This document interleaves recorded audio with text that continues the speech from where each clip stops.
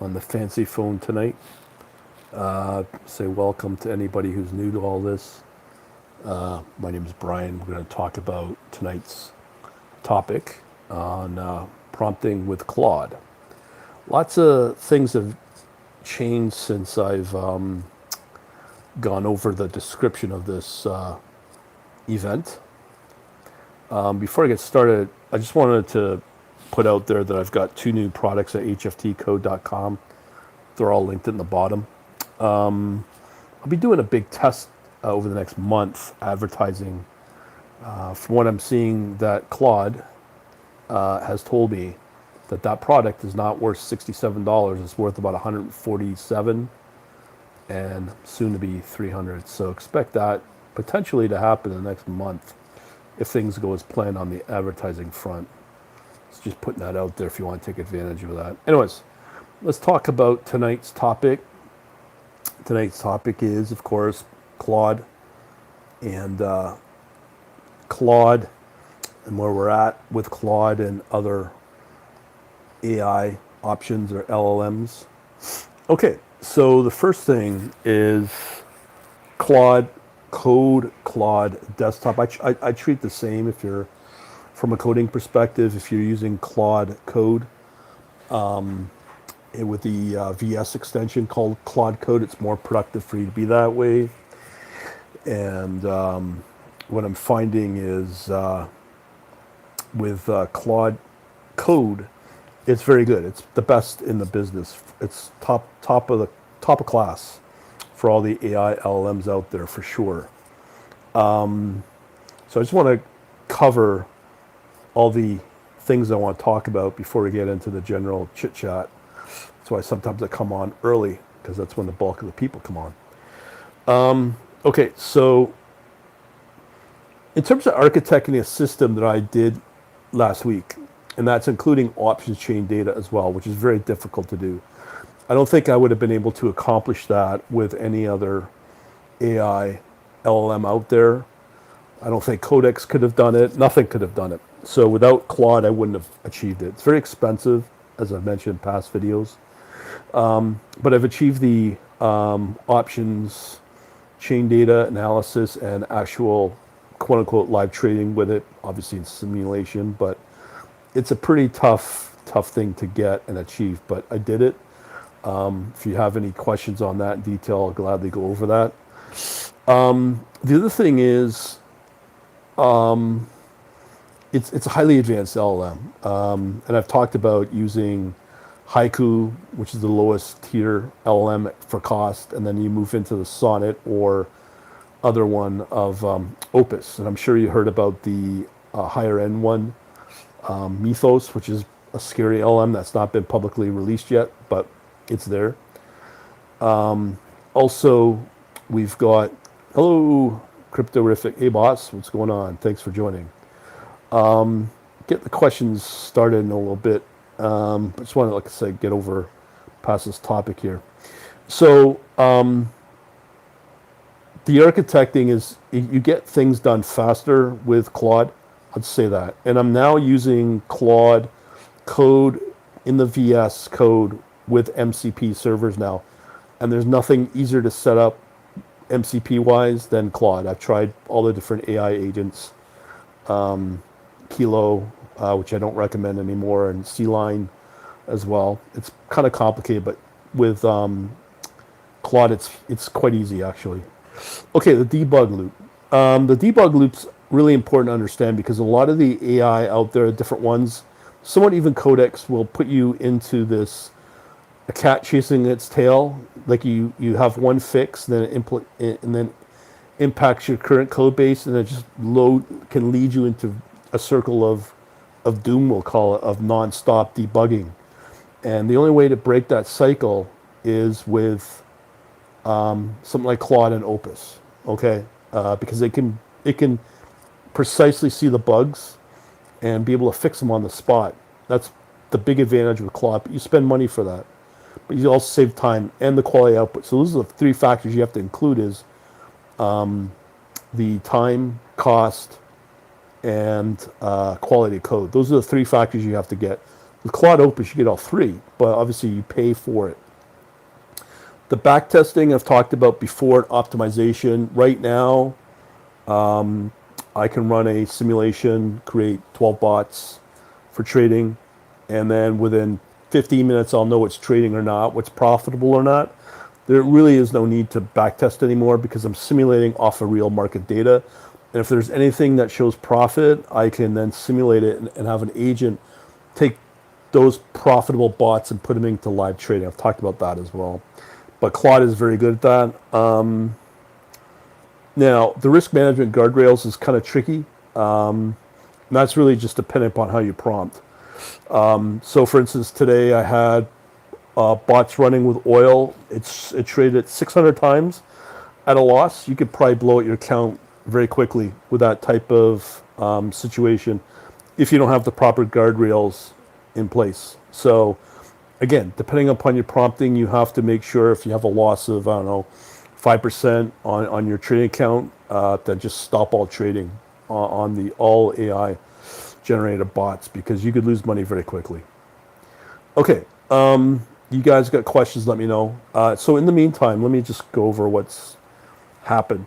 So I have spent a lot of money on Claude, okay?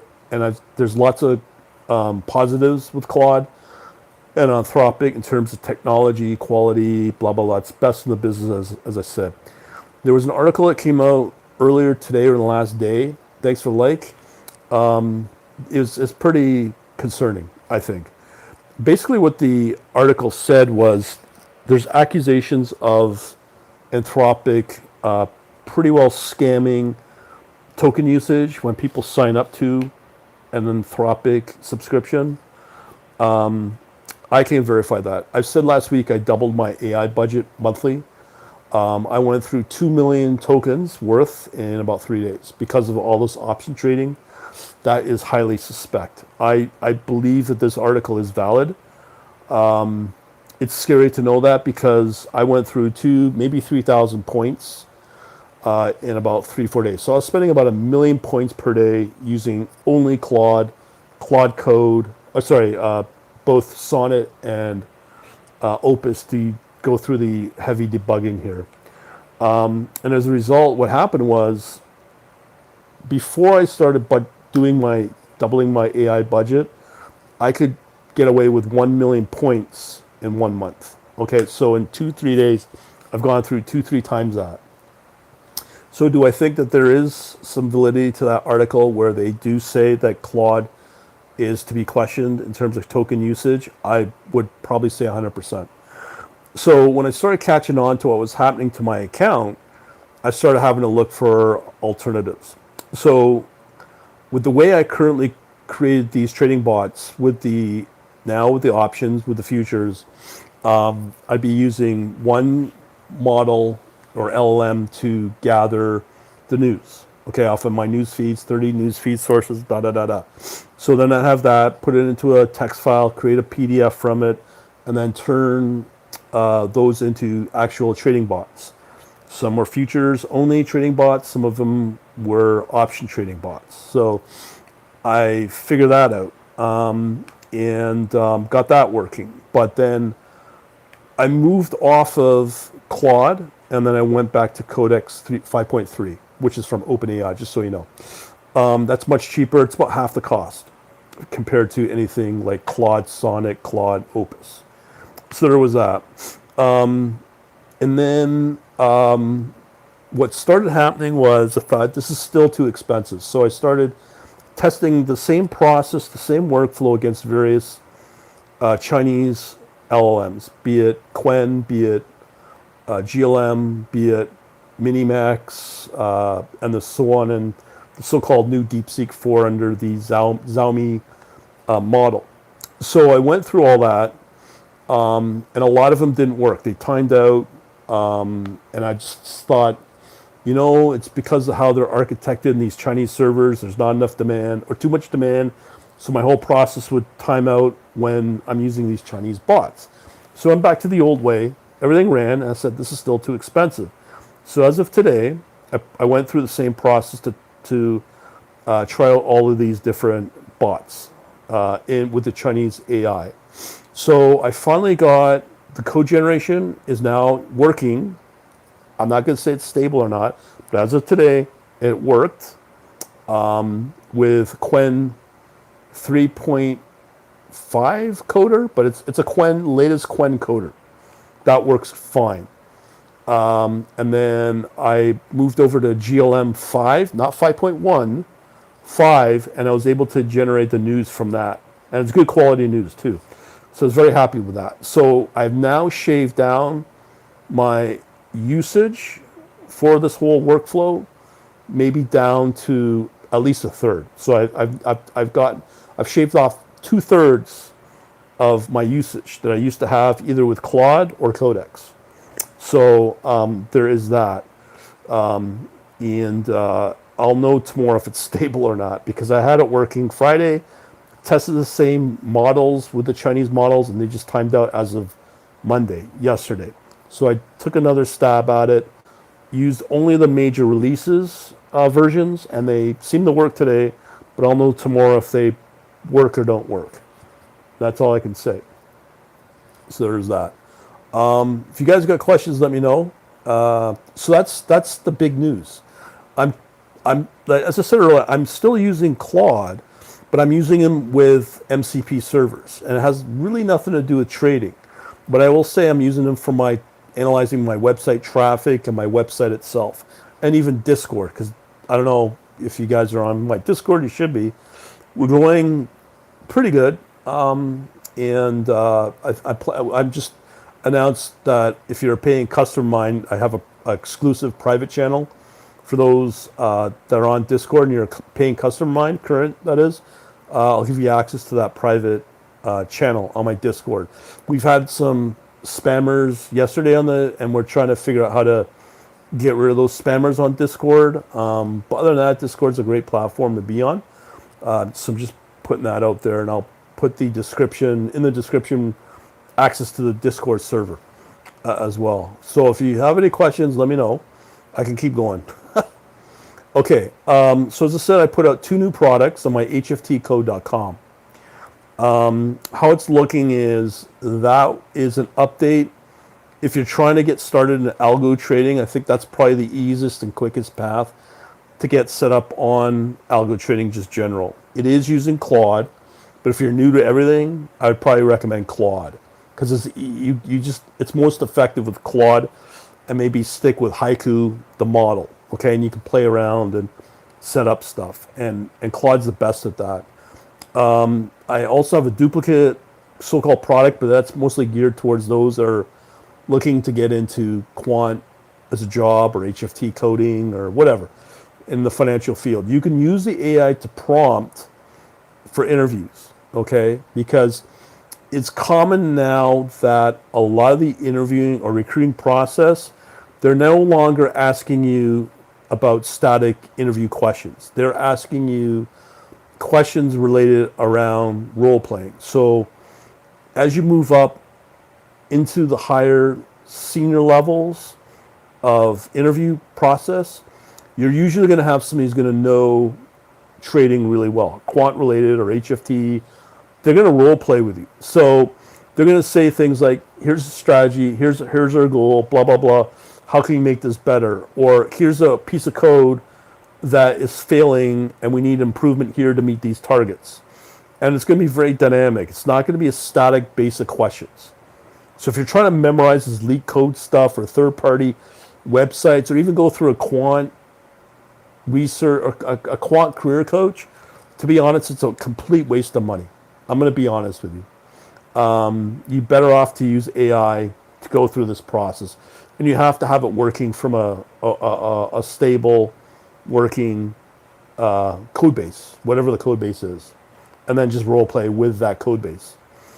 And with the thing that I got linked into this stream, it's specific to certain companies, because each company, like Rentec, will test you based on not what you know, but how you think in solving trading related problems or research. That's what they focus on. Whereas if you're with Optiver, they may focus on HFT questions. seeing your C++ skills. Or with Jump, they have a different way of interviewing. So there's something like 8 companies covered in the one PDF. And I've put out a PDF sample of that on my blog in the last 24 hours. So you can get that at quantlabsnet.com. So that's pretty well all the updates in the last week with the AI stuff and this stuff that I got on HFT Code. And all of it's always based on interactive brokers. Because people, like if you're new to coding or algorithmic trading, the best broker to start on, in my mind, is interactive brokers. Because as I said before, it's the most popular retail broker out there on the planet, 150 countries supported. Plus, you have, it's fully automated, or it's built for automated trading with about 4 or 5 different languages, across, including Linux, and so on and so forth. So there's that covered for interactive brokers. And they also support pretty well every asset class out there. So that's including futures and options as well. So just waiting for questions here. Whoever's got questions, let me know. Also, I mentioned MCP servers. It may come where TradingView may develop an official MCP server. If there is an MCP server that comes from TradingView, let alone, I don't know the functionality that will be available for the MCP server if it is TradingView. That's going to change the whole game when it comes to trading platforms. Somebody's already made an attempt on GitHub to make an MCP server for TradingView. But if TradingView themselves came out with an official MCP server, that's going to change a lot of things in the world of the financial markets, trading platform, coding, algorithmic trading, the like. It's going to really change everything. So if they ever come out with an MCP server, I'd be pretty interested to see if that comes out, because everything's going MCP server now these days. All right, so if you guys got questions, I know we got from Cryptorific already comments. So I know the comments are working tonight. So I know that should be the case. So if you got any questions, let me know. I can go over tonight's in greater detail on some of the topics I've already covered. As I said with the Claude, I just give you a 10, 15 minute synopsis on what has been going on and what is going on with Claude. I've said it before, it's very expensive. How is your success trading this week? Well, I'm now in a position, Cryptorific, to live trade. One thing I should mention as well, it's very important. Despite I've worked on the option chain stuff, which is very valuable to have, and got it working, it's very intensive on any system. So as a result, I started getting warnings from the AI saying, working with as is with anything, whatever the data source is, plus the trading for orders, it's not possible the way it works, because the option chain discovery, as they call it, takes up a lot of CPU usage. The only way to get around that is with 2 market data simulations to, in my case, Rhythmic, because it just overloads everything. And the AI came up with that suggestion. So I kind of got it working with a workaround. But when I started to live trade it last week, it would not take a trade at all. And it's because what I came to the conclusion of, if you're trying to trade like an institution, I strongly believe you need to have at least $250,000 in a trading account to really make it effective with options. You could probably get around it by creating simple option strategies combined with futures, like an institution. I just don't think it'll be as effective. So you would need to have a large account to really take advantage of the option chains and the option trading, plus combined with futures as well. So I came to the conclusion I'm going to have to stick with futures only. So as of yesterday, I started developing, I'm able to report news on options, which is very useful. But for trading, I'm only doing futures. So as of today, I am pretty confident I could start live trading. So for the last 2 days, with the markets the way they've been, I'm not able to get any trades. So I was trying to trade oil, trying to trade NASDAQ and Bitcoin. They were all losing. Now, the markets were up today, okay, because of some positive news in terms of what's happening in the Mideast. So that's on the surface.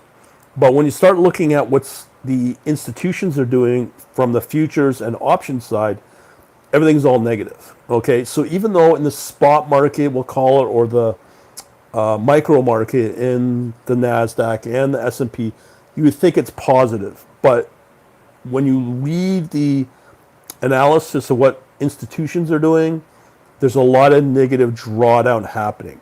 So I'm not sure if I'll be able to take live trades until something fundamental shifts in the markets generally for futures and options. Unless there's something out there that will change that. I'm in a position to live trade, but none of the bots that get generated are seeming to take up a live order because the market conditions are so bad. Got a new person here. Tim? Is it TYM55 blah blah blah? Hey, what's up, man? Sorry, just jumping in here. Random question. How do you accurately backtest? As I said, with that, I'm at a point where I don't backtest anymore, because once I launch a series of dynamically created bots, it goes into simulating what the bot's performance does, and usually within 15 minutes I'll know what's going to trade or not. I'll see it, and as a result I'll know if it's also profitable or not. If it's profitable, I'll have an automated process like an agent that will take those trading bots and basically allow them to start trading live money. So as a result, that the concept of backtesting is no more.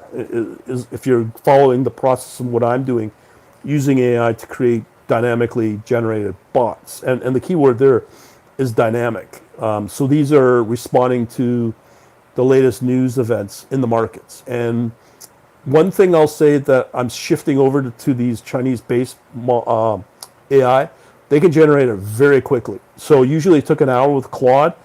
With this, it can be done in 20 minutes. So that's how fast these trading bots can create themselves. And then within 15 minutes, I'll know if there's with real live market data, if it's profitable or not. So in that span of taking a series of news events, creating a trading bot, and know if it's going to be profitable or not, in my mind, I've been saying this for a while, that the concept of backtesting is no more as well. So let me get some other questions in here. Using Python script or a prompt, an LLM? It's both. So I'm using prompting in these LLMs to generate Python trading scripts. And how can I back test indicators as rule-based? It's hard to do that, because the markets are very volatile, and the only one that really can predict the markets is President Trump, because we don't know what he thinks. He tweets it, and it has such huge impact, and he could do that during market hours, and then the markets will turn. So as long as the markets are kind of like hinged on that, it's hard to trade the way we used to trade, because of the extreme volatility at both ends and these massive swings that can go one way or another. Hello from Brazil. How you doing? Pereira. So my lighting's not very good here. Have you created predictive models from Polymarket? Yeah, I kind of covered that before.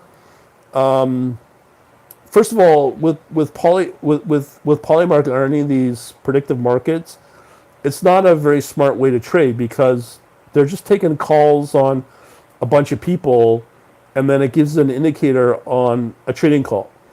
So we don't know where that source comes from. Are those real traders? Is it manipulated?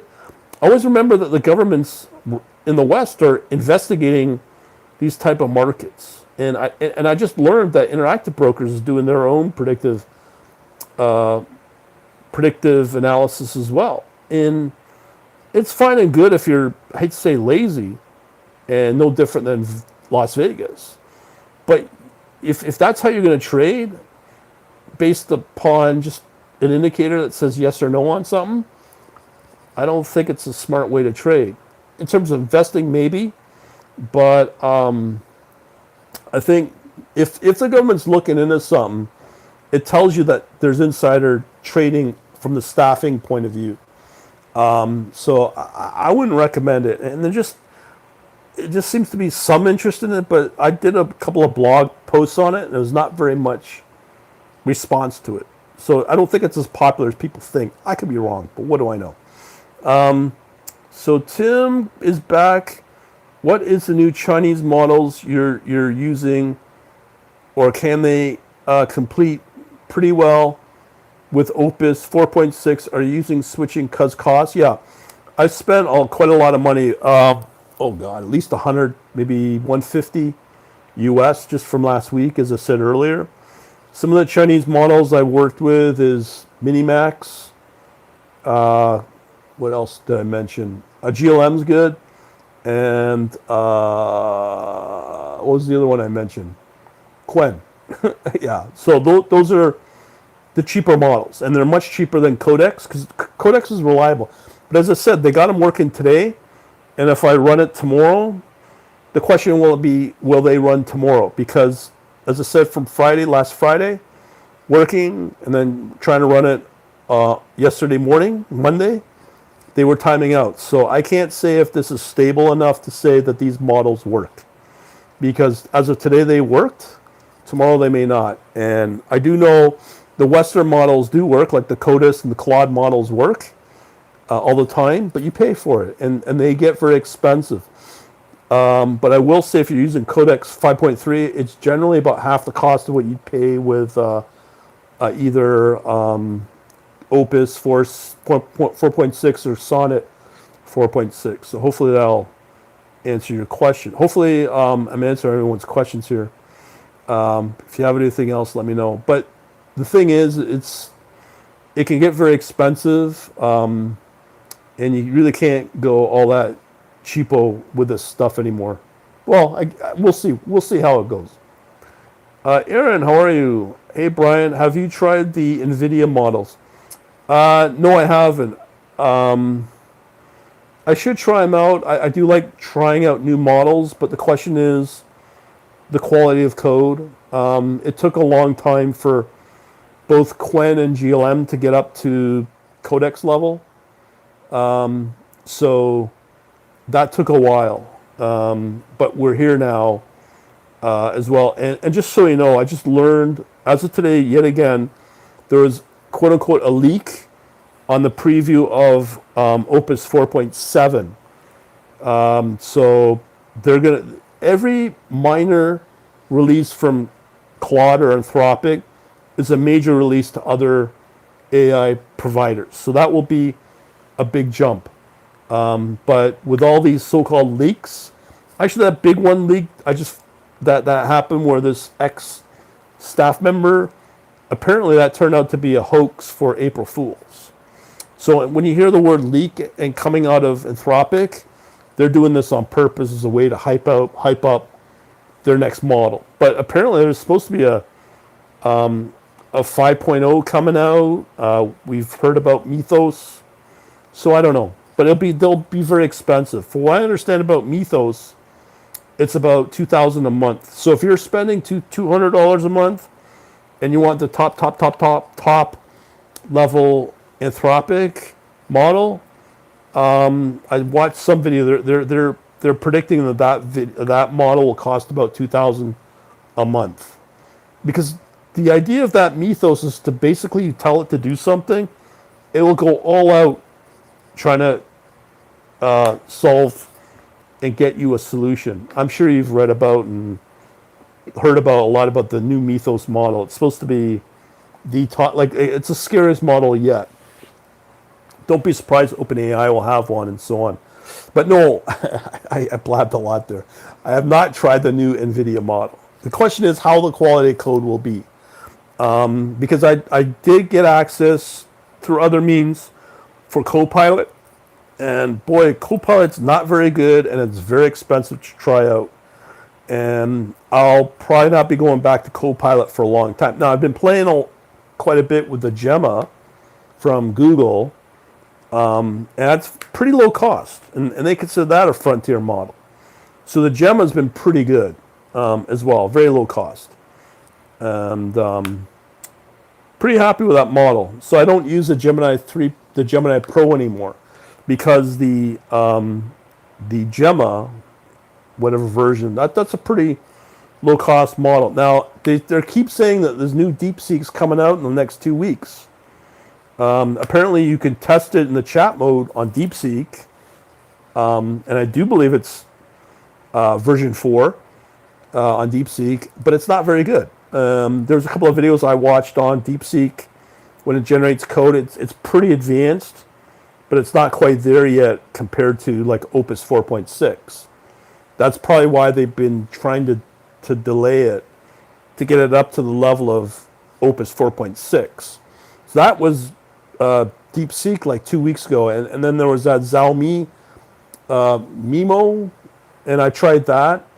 It's pretty good, but even some of the other Chinese LLMs are farther ahead than the so-called DeepSeek. Like the GLM-5, that's probably, in my mind right now, the best Chinese AI model out there. And I haven't tried the new Minimax. I'm trying out the Quen. Quen's not bad, and I only say it's pretty good only because of the cost. It's so low. So that's Quen's advantage. But a lot of the Western AI providers, they're going to have to compete eventually with DeepSeek, because I'm learning the term frontier model now. A lot of these are frontier models, including the Gemma. So anything that's kind of open source and free, yeah, those are supposedly called the frontier models. And then there's the core models that we know, like Opus 4.6, let's say. And I don't think Anthropic has any frontier models at all. You guys got some more questions. I know you do. You gotta. But for now, that's where the AI stuff is at. It's the good thing. Oh, and then there's the new ones from Meta. Suppose those are very good, but I haven't got access to those yet. So if anybody's tried out the Meta, it's called the Muse Spark. That made a lot of noise in the news, but I haven't seen anything. I don't have access to it at all. I'd like to see it, but the cost is one thing, the quality of output's another. But the speed of how fast the AI is becoming somewhat I guess a concern, because as I said, using all the Anthropic, doing what I have done, it could take up to an hour. I've done it in half an hour with Codex, and with the combined Chinese models, it can do it a little faster, like within 20 minutes. So that's good. And a lot of the Western the Western model providers have to compete against that. Like there's this back and forth between Anthropic, who sets a standard, and then on the cost level and the speed of how fast it works, that's where the Chinese models are very good at that. That's what I'm seeing. And yeah, OpenAI is getting killed off because they just dropped the Sora video model a few weeks ago. The only reason that stayed around was because Disney was using it. They were paying big money for it. So OpenAI eventually dropped that model. So that shows you also that OpenAI must be losing a lot of cash. And I wouldn't be surprised that Microsoft to come along and buy them out, because I've said before with other people, I said Microsoft needs a very good model, which they don't have with the Copilot, and OpenAI needs the cash. So Microsoft's got the cash and the revenue. They need each other is basically what I'm saying. And I do know that Microsoft does have a fairly significant investment in OpenAI anyways. So don't be surprised that Microsoft will eventually and formally buy out and take over OpenAI. I think that's kind of like the writing on the wall. I don't know when they'll do it. They're probably just waiting it out for OpenAI's market value to keep tanking. So then Microsoft will step in and take it out. Oh, we got another question from Cryptorific. Thanks for the question, dude. Do you use a single AI content window to analyze news, or do you summarize multiple articles and have their Claude consume them all at once? No, it's all done in one process. So, as I said, you have 30 sources, and then it's one AI model that will bring it all together. So, in essence, if I'm focusing only on futures and options as an asset class, there's usually 5 asset classes or we'll call them sub assets within, call it the futures market. So you have things like equity, like the stock indices like S&P 500, NASDAQ. You could have the treasury. Then you have the softs like agricultural product, commodity, which is energy plus the metals. And then you'd have the crypto. So you do it all in those groups of classifications and sectors. And that's covering every type of financial product out there. Hopefully that'll help you out, Mr. Crypto or Cryptorific. Do you trade NQ? It seems to be different beast altogether when I look at the microstructure. Yeah, NQ, well, both the S&P 500 is distinct from NASDAQ, and even the Russell 2000 is distinct from those two. Generally, if you want to really learn how it all works, and this is really important to understand if you really want to understand and be successful and stay in the game of just general trading, you really have to understand the options market on the options of the futures market. And I say that because what happens is with a lot of the big firms, they'll trade one day energy like oil because they know it's going to move up for the day or for the next cycle or next regime. You look at gold and silver, or then it could be oil.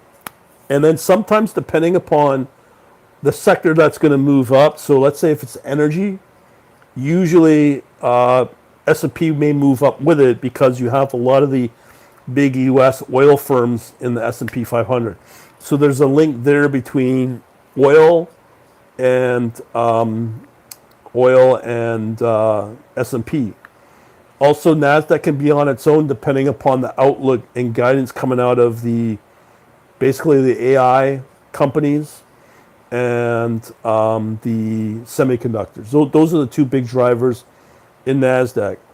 And then when things kind of like come off or will come off, then that's when the Russell will move because they have all the smaller stocks. So if the firms know that neither the S&P will move up or the NASDAQ will drive up because of, AI or the semiconductors are not going to move, they'll rotate into smaller stocks, the micro. And that's kind of like how it works. Can you predict it? No. You can maybe predict it if you analyze the options to understand what the big firms are doing.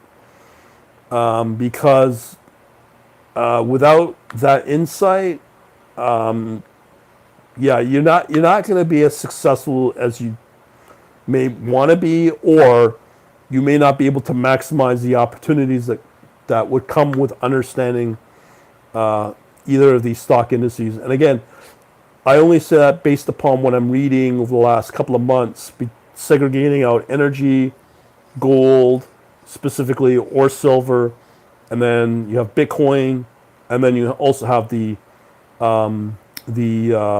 stock indices as well, and that's again in futures and options. And then sometimes you may see the occasional move of a currency, and maybe you might see an occasional move in one of the softs as well. So I'll give you an example. Everything's all about market regimes.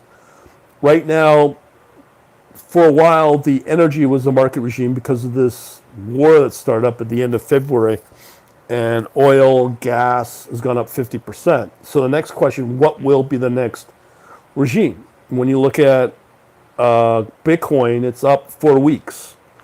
has a 4-week high. So will that continue to move up? Nobody knows. But if you start to understand what the major firms are doing, hedge funds, boutiques, bulks, the bulge brackets, all the institutional, understanding how they're positioning their trades, then you'll see what impacts over the next few hours, even a few days. And sometimes it's not generated by the major news. I hope that makes sense. Aaron asks, totally options, next level and open interest and strike levels as they change, plus during cash market. Exactly, because let's say they project the euro market, like for instance, Germany may outperform the U.S. So all the bonds may be positioned versus American markets and everything. And then as a result, that may have a positive effect on euro, let's say, as an example. And vice versa for the U.S. Most of it's driven by the U.S., let's be honest. But another example is if they see energy calls for oil, that has an impact on the Canadian dollar, because the Canadian dollar is very reliant on oil performance, and so on. And if you understand, it's basically analyzing hot capital flow. You understand what the markets are doing in terms of what the institutions are doing. You can kind of see where everything's going. And not just that, but you also, if you want to get into the nitty gritty of it, you start to understand that there's a lot of firms that will do correlation analysis on things like, well, if I have Bitcoin, how much would it be against either Ethereum or how much would it be against gold? And you see all these weird relationships built out. Plus, there's other correlations going on too, and they build around risk around that. And as Aaron says, is that it shows up in the open interest in your call and your options chain. Plus, you can also see if there's gamma being squeezed. One of the Greeks, it's a complete deep level of analysis, but that's what the options market's for. That's where all the forward guidance comes from, is within the options market. And it impacts everything else, futures and the micro as well. That makes sense. Tim, so if you have a $100 Codex plan, would that cover all your API calls you're doing with bots and agents and stuff? Have you run Quen locally? No, I don't run any LLMs locally. I just noticed that there was Quen Cloud. You want to stay up to date as much as possible and run it through something like an open router, okay? Because you could have a GLM5 as an example, and it could stay GLM5 for 3-6 months. But behind the scenes, when you're running it through the cloud, specifically against the vendor of GLM, which is ZAI, they're changing that model on the fly, even though the release number doesn't change.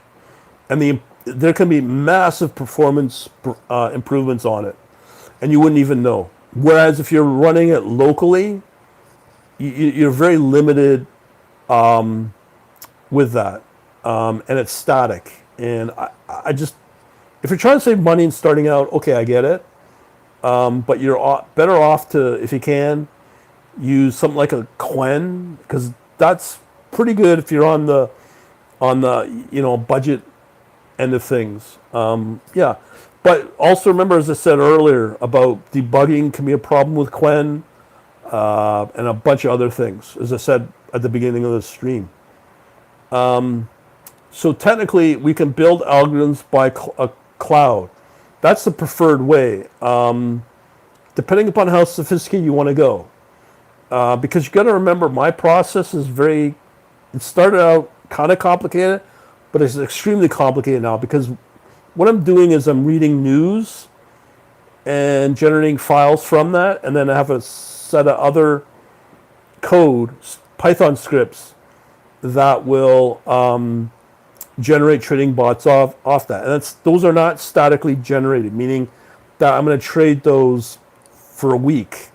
Those dynamically trading bots or strategies could last, like, have a lifespan of only a few hours, built around news events. So that's why they have to be run through a cloud solution, not local, because it has to use the latest and greatest. And that's why I'm always bouncing around from model to model. But to answer your question, can I do it exclusively in Claude? You can, if you can afford it. As I said, I spent, it doesn't sound like a lot, $100, $150 over 3 days. But it came back to what I also said earlier. Is Anthropic being honest about my token usage? And with this article that came out, lots of people questioning it. And my conclusion is Anthropic's not being honest about it. So because of that, I have to start looking at other alternatives. Now, if I go to OpenAI, could I say the same thing? Is OpenAI being honest with me on my token usage? Maybe not. But that's where maybe, just maybe, you have to start trying to find the right LLM model based on your budget, and it gives you exactly the kind of coding you want. So it's always this kind of back and forth, and it always evolves.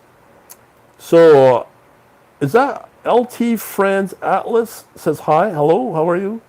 Our regular JDI guy is, I'm assuming guy, is on board as well. Thank you for joining. If you guys got questions, let me know. And as I said, if you missed out on the last 45 minutes, you can always watch the earlier parts once this video and stream is rendered. I don't delete videos off of YouTube. But if you got any questions, let me know. I've covered quite a bit. Everything changes every week, but in essence, I am ready to start trading, for sure. I'm just waiting for the right market conditions to allow me to do it. JDI asks, I've noticed that the same prompt sometimes gives me very different outcomes when developing strategies. Yes, that is very true. Yes, that is true. The coding result will always change every time you use the same prompt. Can you do anything about it? Not really. But if you want the best quality code, generally, as I said earlier, the Claude, Sonnet, or Opus should take care of that for you. So TT's hacking, welcome. So there's no LLM in machine available for handing. Okay, let me start again. So there's no LLM AI machine available for trading now in public. Oh yeah. There's lots of AI LLM choices out there, because if you want, as I said earlier, if you want to use Claude exclusively, you can do that. You just pay, and you pay quite a bit, and you will get very, very good quality coding out of it. In my case, I doubled it, and I went through 2 million tokens in a few days. That doesn't seem right to me.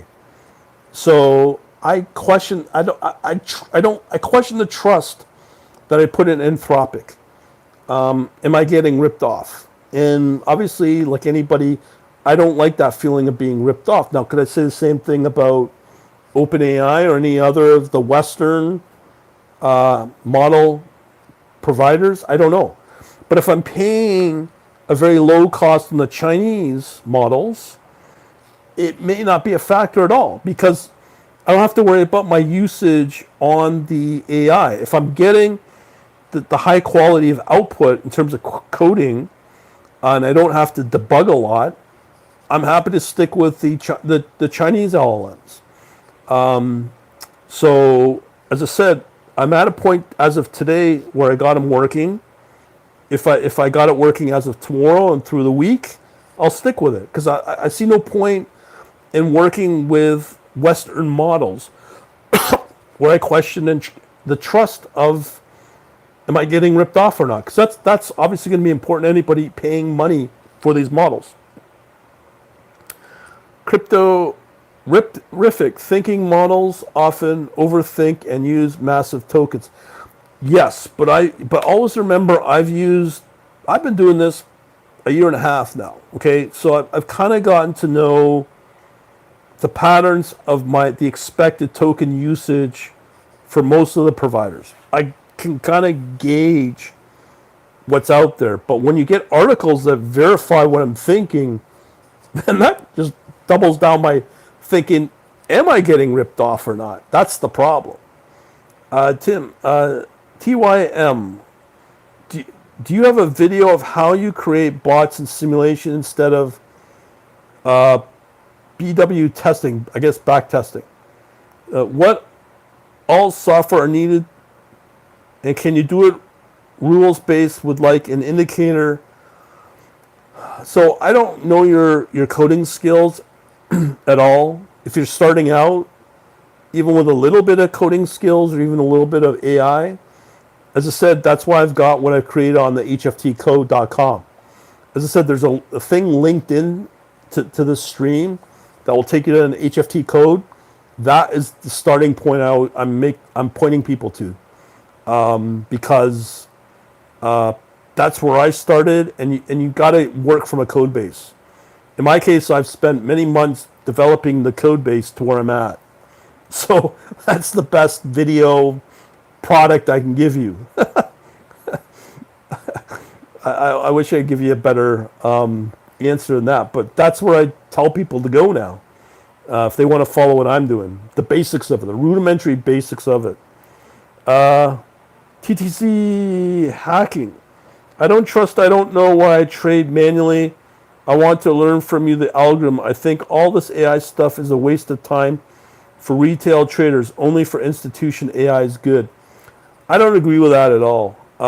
If as I said earlier, if you want to look at the HFT code stuff, hftcode.com stuff, which is one of my websites, I only have two, check it out.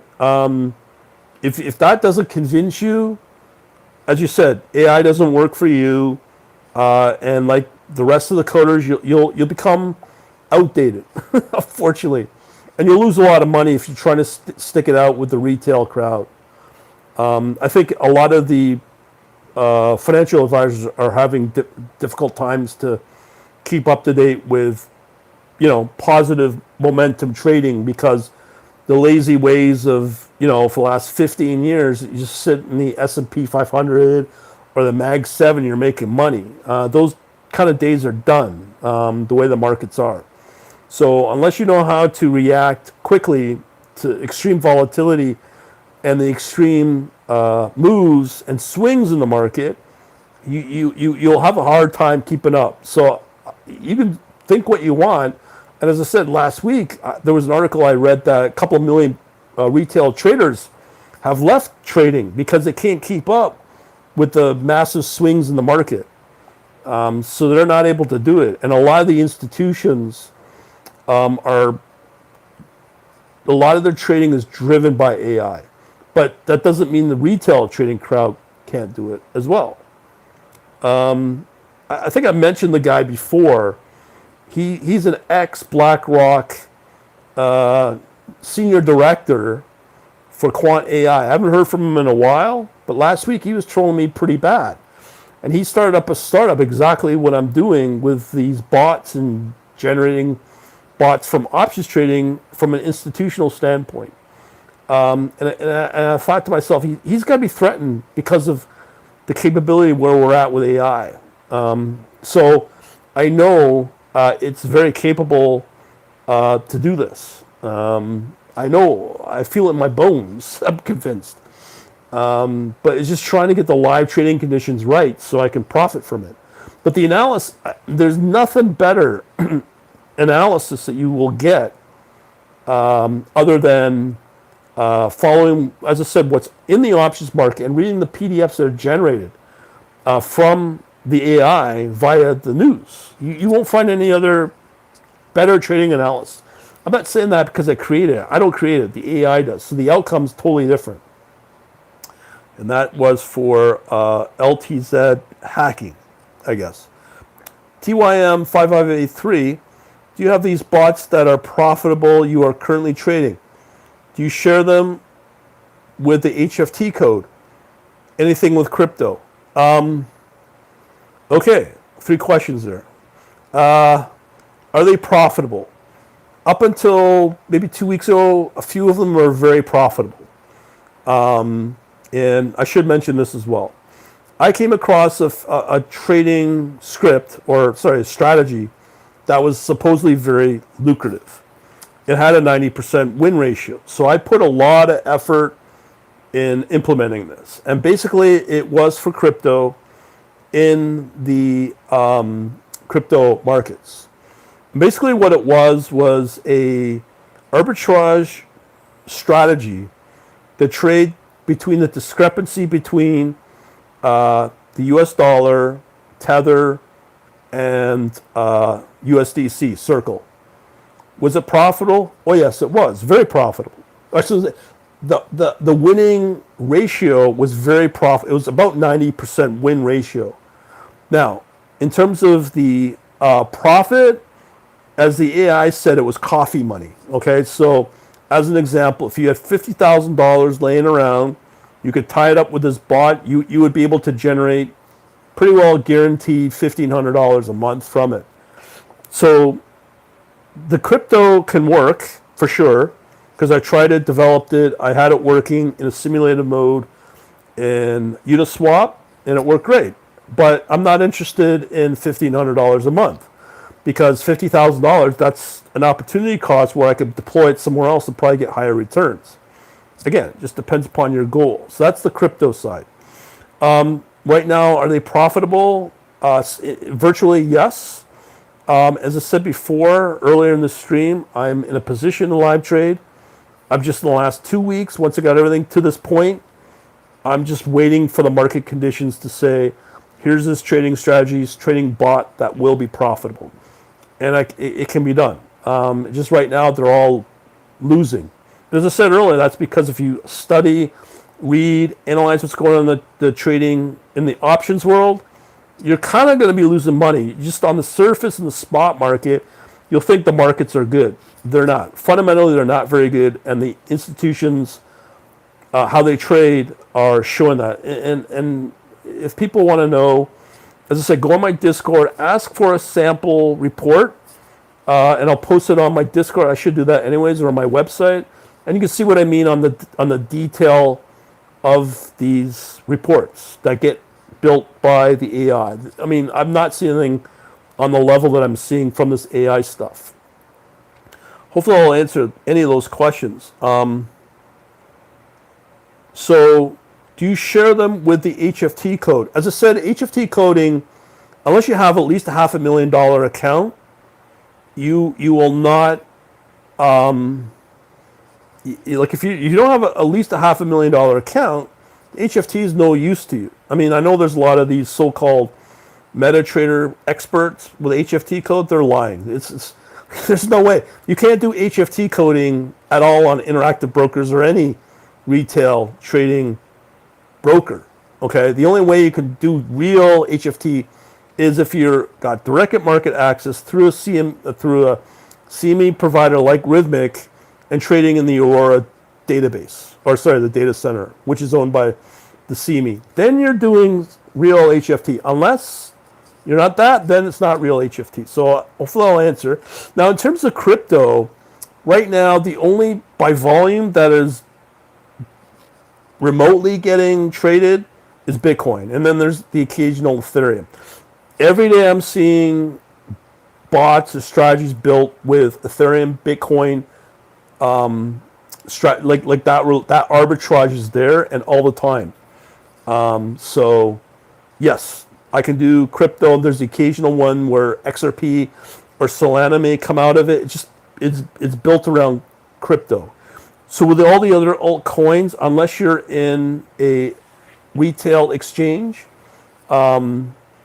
yeah, because I'm in the futures and options, which is really the CME, those are the only coins that I'm really working with. On top of that, CME just listed a bunch of other coins last week, and they'll be ready to be traded at the beginning of May. But they've also added Solana and XRP for a while, and the AI doesn't pick up either Solana or XRP, very rarely, and that's all, as I said, because of liquidity and volume is just not there. So hopefully I'll answer all three. Now I just saw Aaron Sharma's comment. He's a paying customer, and when he says they're amazing, I think they're top notch. Like, you can't get this type of analysis anywhere from places like Bloomberg, CNBC. Any of the financial do not talk about this type of analysis. And when you start to study the options market and seeing what institutions do, you get to see the impact it has both on the retail markets and the futures market, because it's the options that lead what happens for the rest of the markets, because it's all forward looking. Like, you could use the ES, and that may give you 30 option chains that will go out to the next year and a half, and then it will show you can do Greek analysis on each chain, and also go through the open interest and measure that against the different strikes for each chain. So the risk assessment is so detailed on a forward-looking basis, if that makes sense. So Tim says, thanks for answering all the questions. Appreciate it. No problem. That's what we do. I'm not here to brag about what I've got or how evolved everything here is. I'm just trying to strongly hint that if you want to successfully trade, and as I said, to stay in the game of trading, you really got to focus on the options market, especially in the CME world or the CFTC world, because that's where all of the forward guidance comes from. Everything else follows suit. And then there's the micro, which involves all your single stock. That's a totally different ballgame. But the reason I have moved into futures and options is because when you look at the general stock market today, there's not a lot of money to be made because of the Mag 7 aren't trending and skewing the entire market. I'm sure there's some stocks that do well, but they get killed. But when you, and not just that, you don't have a lot of forward-looking data to work from as compared to the options market, because as I said, you can gauge open interest, you can gauge what's happening in the Greek analysis, and a lot of these firms will use that to gauge their risk and then do a whole cross asset correlationship between all these different combination of assets, and they can figure out if they're going to short, long, and when you combine it all, that's where a lot of the order flow goes. And we're talking quite literally, I'd say billions, but when you factor in the currency markets, you're looking at trillions of dollars that are being moved because of the options market and the analysis that a lot of the firms use to do that. I'm hoping that answers the question. If people don't believe me, look at all the jobs out there from HFT firms, from all the quant firms, from all the family offices out there.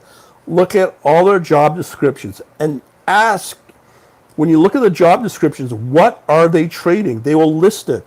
It's always options, currencies, not retail forex, currencies, which is part of the futures world, and options. I'd say probably at least 2/3, maybe even 75% of those multi-billion-dollar funds or firms are trading in the options market. So hopefully that helps you. So I need 500 to use. I don't have an algorithm, first of all, TTZ. There's no one algorithm. As I said, if I ran a scan, built trading bots, that's technically 12 separate algorithms.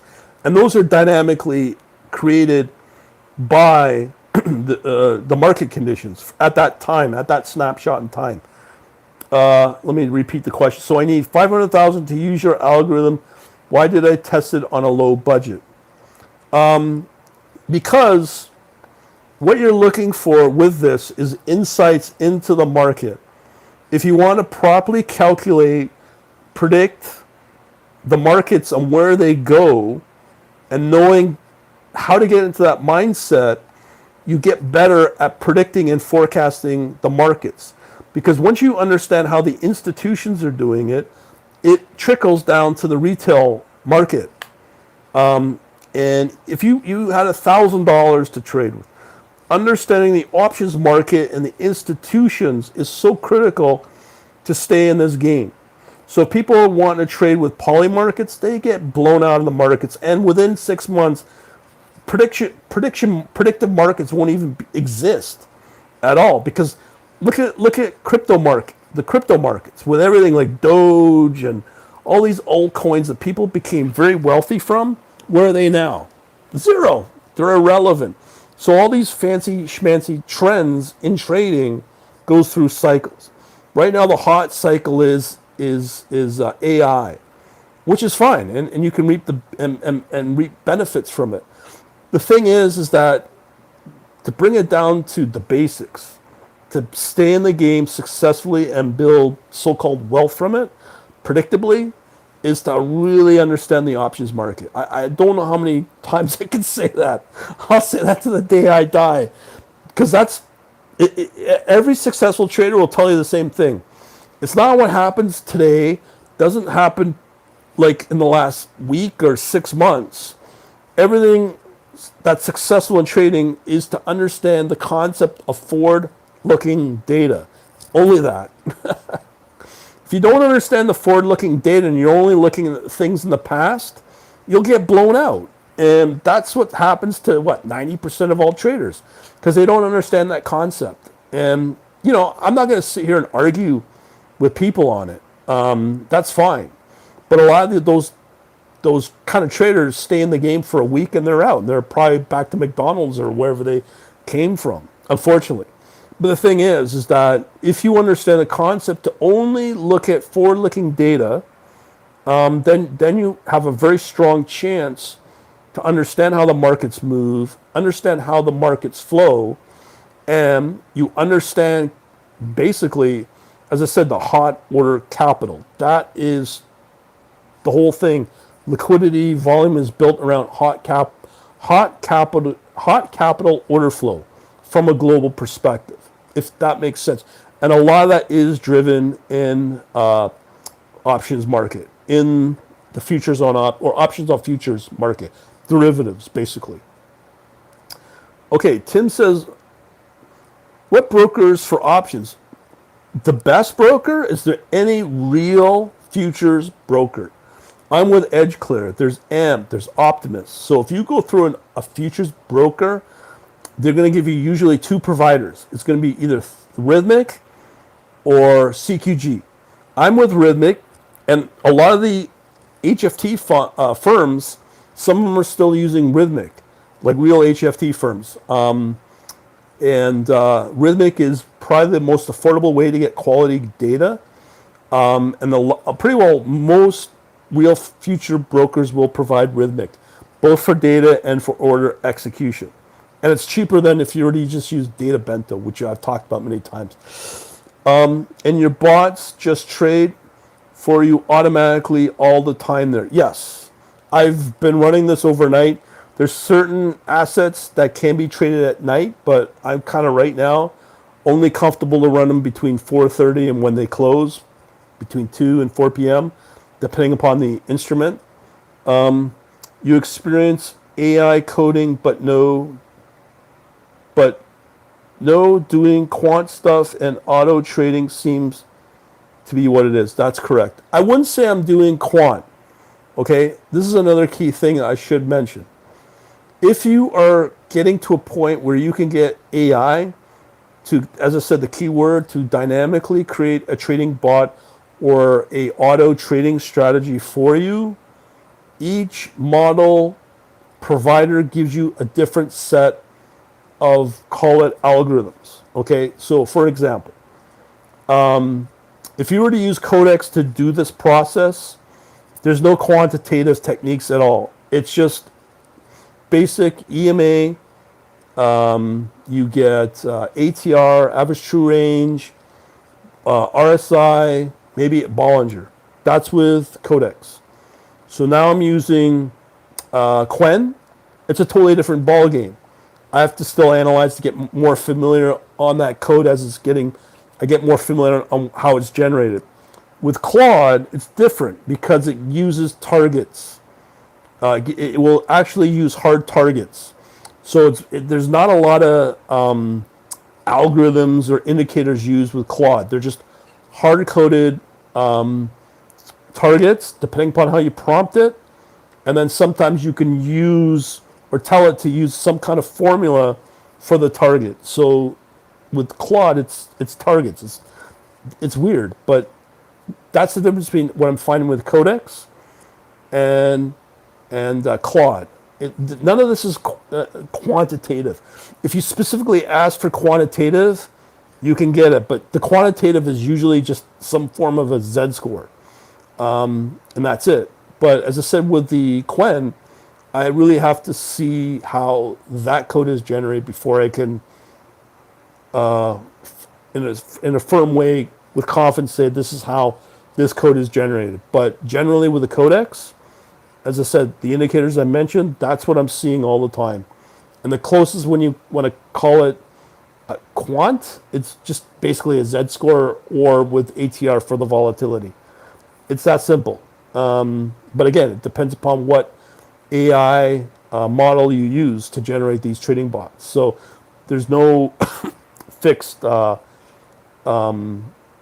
fixed answer there. It just depends upon what model you're using to create these trading bots. And each time it's different. But generally the core set with Codex is the ones I've already mentioned. I wish I could explain it to you more, but that's what I'm finding. Who else got questions here? Hour and 15 minutes, let's call it. I'm sure a lot of people have come and gone in this stream. I think TTZ, if you have anything else you want to comment on, by all means, or question on. As I said, there are going to be people that will say this stuff doesn't work. I get that all the time.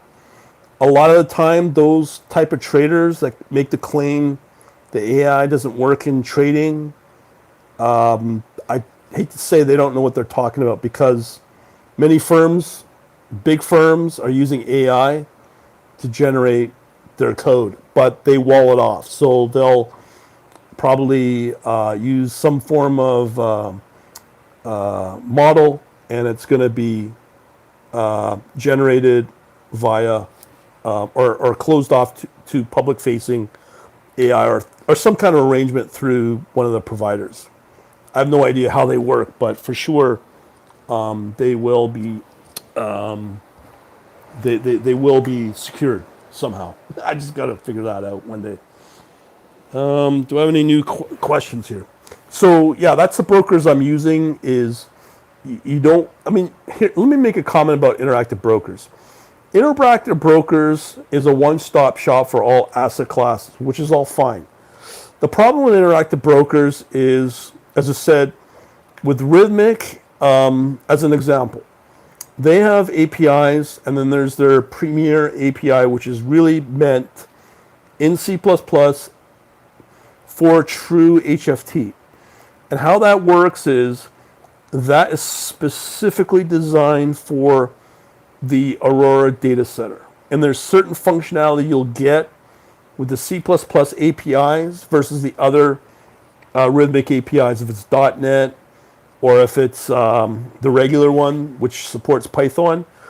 So with the C++, there are some extra functionality, and one of them, I'll just say generally, to measure the aggression on orders, which you won't get anywhere else that I've seen. So that's with Rhythmic. I can't comment on CQG because I don't know. Whereas interactive brokers is very basic and rudimentary that you get with their APIs. And the other problem with interactive brokers, if they're going to pipe into the CME, they only have a subset of queues or pipelines into the Aurora data center for the CME. So and that's being sent in from their New Jersey data center for interactive brokers, or the other one that they have is Switzerland. So there's going to be so-called latency along the way before it hits Aurora. So if you want ultra low latency, you want to be hosted within the ecosystem of the CME. So you have to be with an institutional level API provider like Algorithmic that will get you into the ecosystem of the CME. So people go, how do I know what brokers will provide that? You have to go onto the CME website and look at their preferred suppliers. And usually you'll find banks, you'll find Rhythmic in there as well. You may find CQG in there.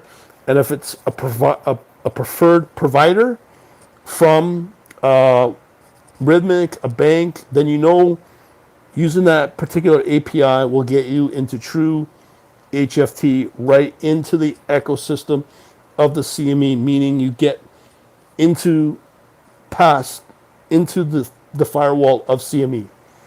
And then you're going to have a data server, a wall of servers or a rack of servers in the data center of the CME.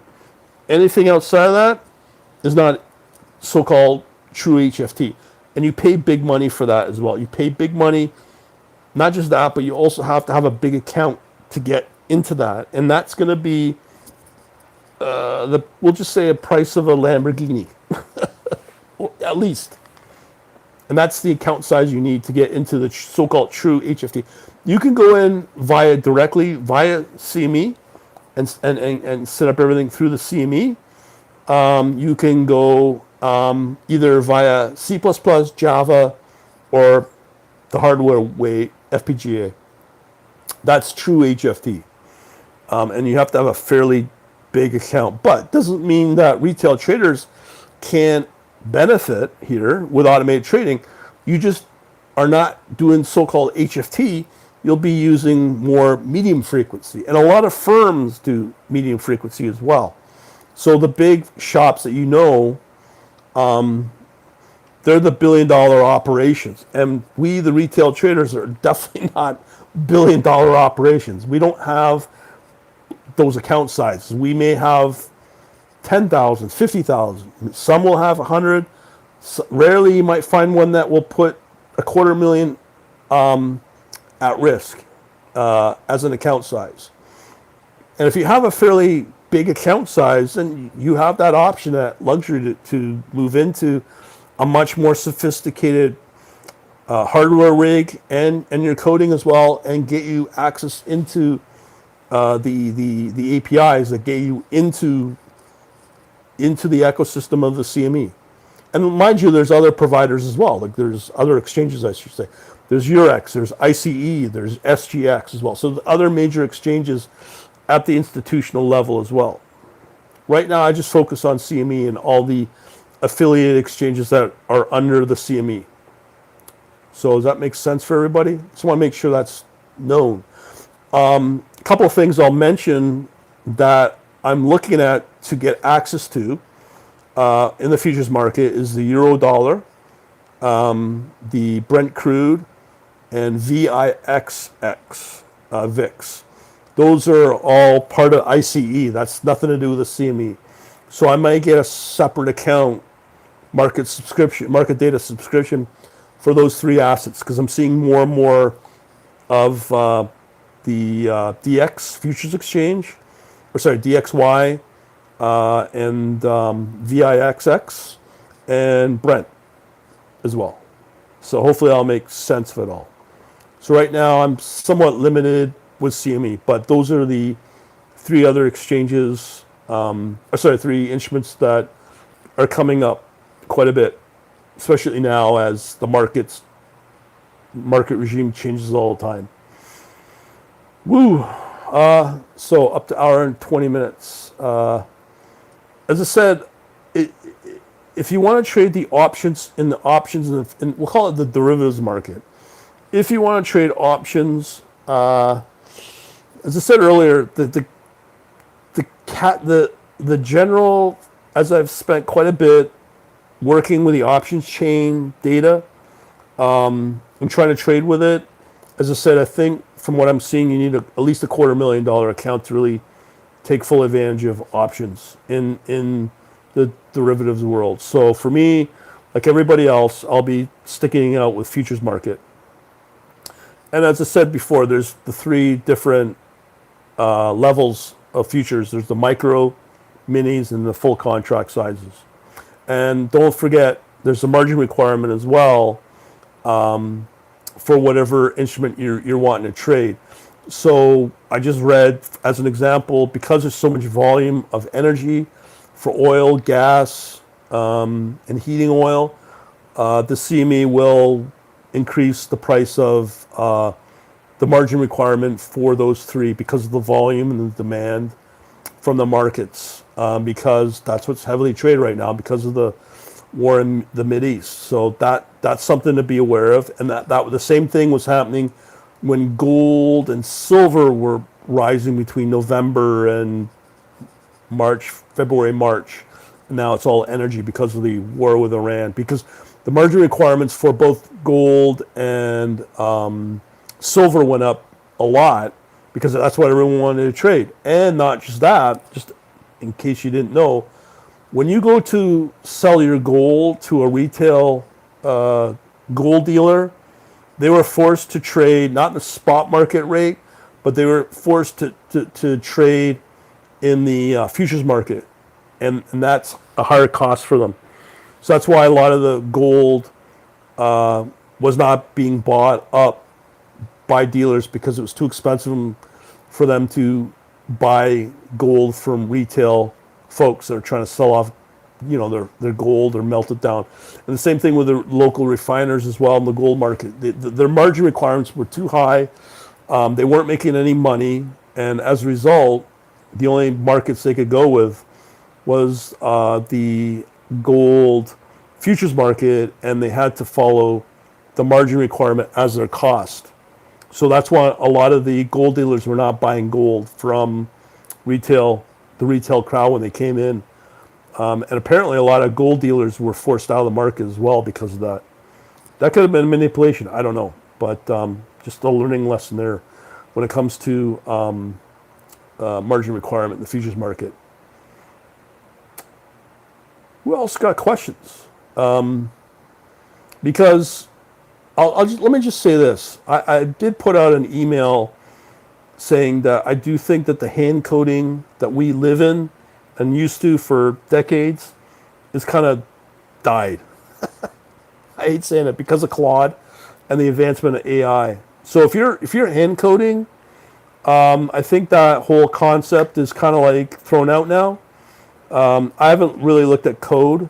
As I said, now that I'm using more of the MCP servers, my programming is this: just asking prompts in native English, and the AI goes out there with Claude Code Claude Code mostly, where it's able to do all the coding, debugging for me, and I'm just prompting it native English.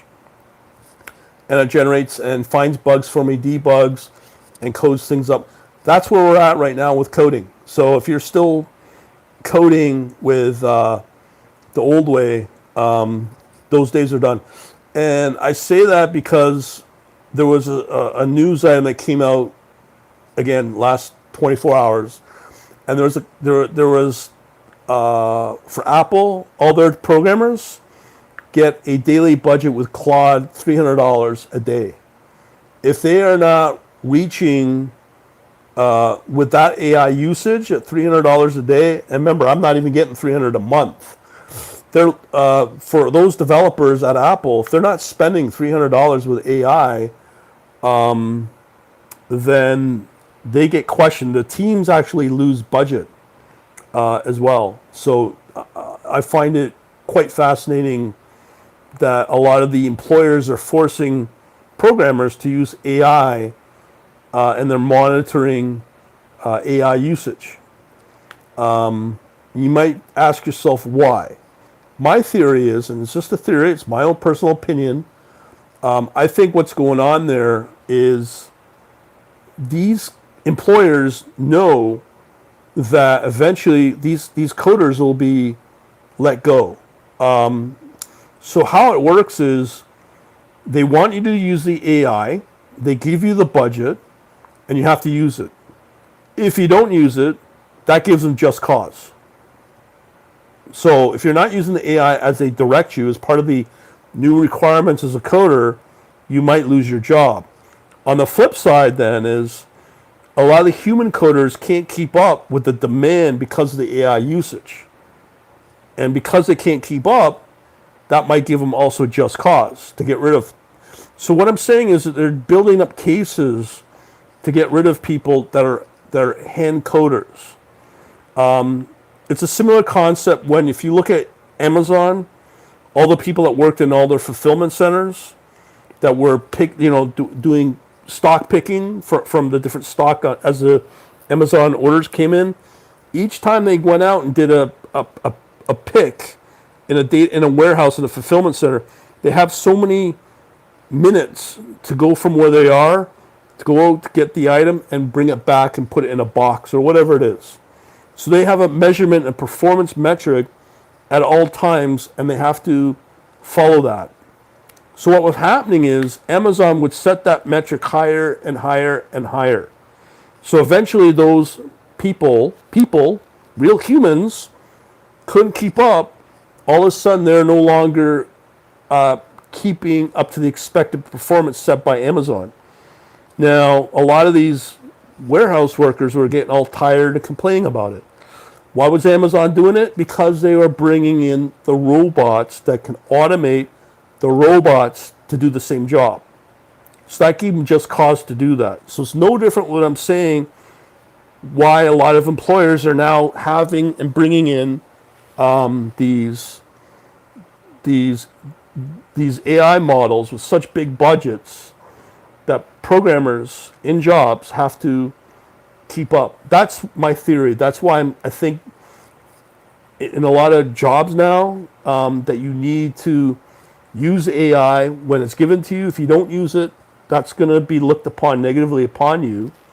And as a result, from an employer standpoint, that gives them just cause. So you can't go back and quote unquote sue the employer for whatever, for your what do you call it, your package when you get unemployed or laid off. So I think this is one of the reasons why they do this. Or what they'll do is they'll outsource to places like Asia, obviously in India. And, we had instances here in Canada where we had the largest bank, Royal Bank, and there'd be human coders there. This is a number of years ago, where if you're in a job for 10 years doing programming for this bank, RBC, Royal Bank of Canada, and what happened was they announced that many departments were eventually getting outsourced to India or contractors.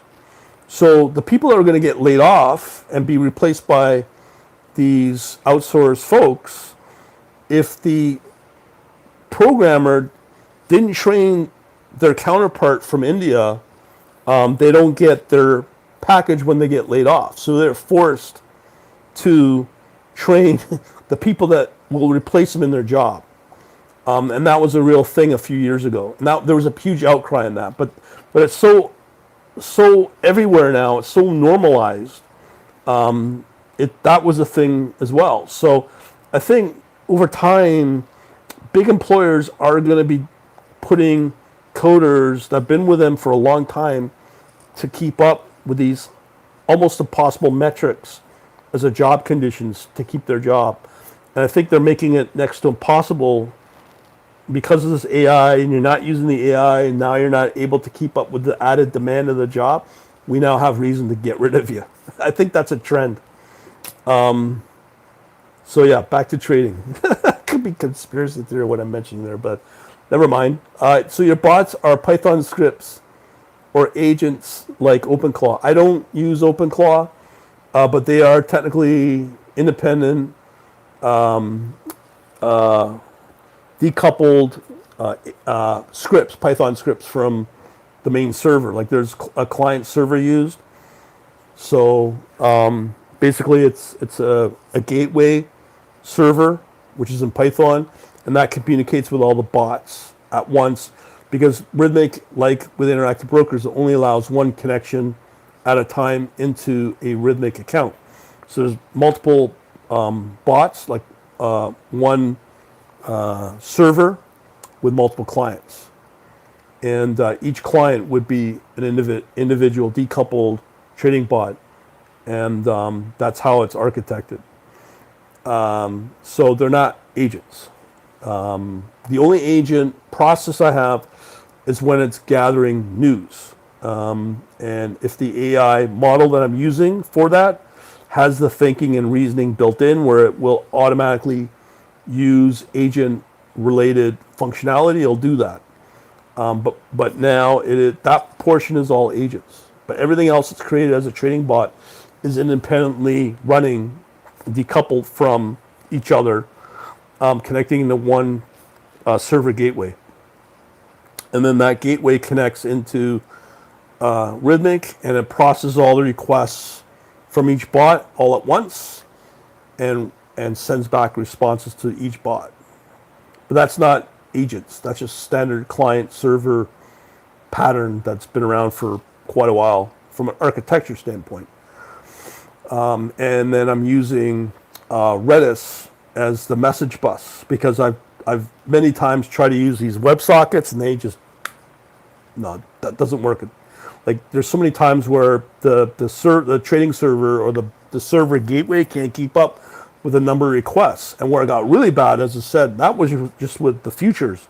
And as I said, when you add on the options that I did all last week, that demand and volume must have multiplied by times 10. So I was not able to stream any of the option chain stuff at all because the server, the gateway server couldn't keep up. And it got overwhelmed. And I spent 3 days trying to figure that out. And finally, one day, Claude Opus 4.6 as it evolved and got to know the context of what I was trying to do. It just said you only have two options. Either don't do this or have a separate data market feed from Rhythmic exclusively for options. And that may not have been enough either. I don't know. It just depends on the volume. But once you start to add in options trading, it magnifies the volume of all the data by at least a factor of 10. Works fine for futures only, but not for options. So I know that's a rant, but all there's always a choke point, and the choke point is always going to be your data provider and in my case, the data provider, which is Rhythmic, and Rhythmic's also the platform I use to do all the orders from as well. And you'll have the same problem if you choose interactive brokers. And I'm sure a lot of other brokers are in the same boat where you will be limited with one connection into an account. That wouldn't surprise me. But my most advanced experience is either with Rhythmic as it stands or with interactive brokers. I've done all the same things with the retail crypto exchanges like Binance, Coinbase, and Kraken. It's the same concept. I shouldn't say that, but Kraken is pretty generous. But the API level, it's usually one connection. But things may have changed. That was like years ago. But I do know the crypto exchanges were much more generous as well. But if you guys got any other questions, let me know. Or comments. Some of the people that say this doesn't work, or the haters, the whatever, I always invite them to come out on these live streams, and they never show up. I've even had people come, oh, I'm a scammer, blah, blah. Okay, show up and challenge me. And they never show up. So that's their opportunity. So I get them all. And now we've got the Discord as well running. But I think we're up to 320 people now. Not much, but it's growing pretty quick. So I would encourage you to join the Discord server. As I said as well, if you're a paying customer, I do have a private channel. I put out an email on it this morning.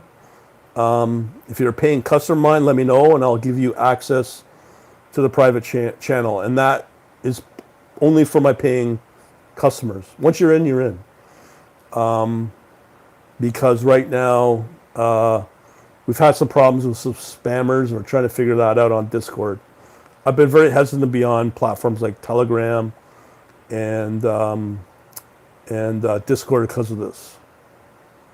But people don't want to be on WhatsApp. I don't know why, but that's fine. We'll stick it out with Discord. Anybody else got any comments or questions? So hour and a half, that's a pretty good time for the stream. I don't know what the next topic is. If you want to let me know, let me know.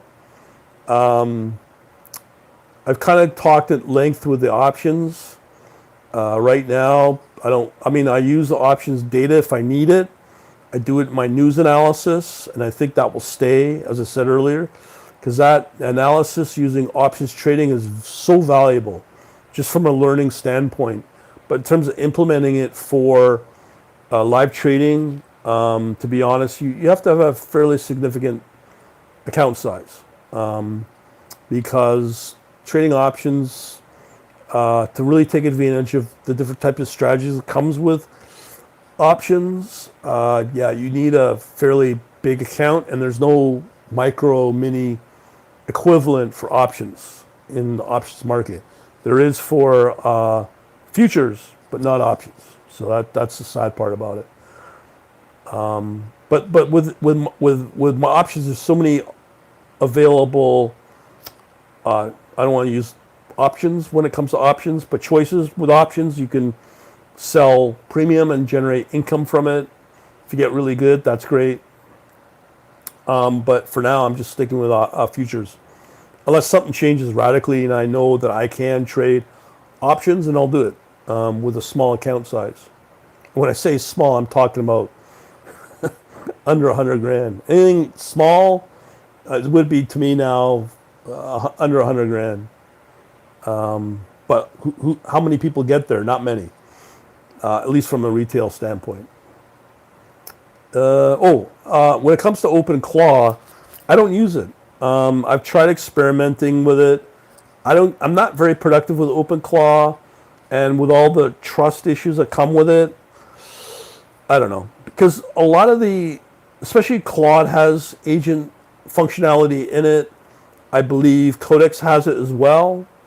When you specifically prompt for it, you can get that. But in my case, I put more emphasis on the MCP servers. I just love chatting with an MCP server and just talking plain English, and they can do all the coding for me, and debugging as well. But again, if it's with something like Claude or Claude Code, it's very expensive, and it doesn't take much to chew up your account with token usage. As I said, I went through 3 million, about 2 to 3 million in a few days. And usually 1 million tokens would be enough for me for 1 month. But there's something going on there. And as I said earlier, there's a trust issue, I guess you could call it. And I wouldn't be surprised, same thing with OpenAI as well. And any of the more expensive models. But if they're cheap like a Quen, then it's not a concern. But the question is the quality of it, and the debugging process with a Quen, blah, blah, blah, blah. So if you guys got any further questions, hour and a half, I think we're fluctuating down to the low level size.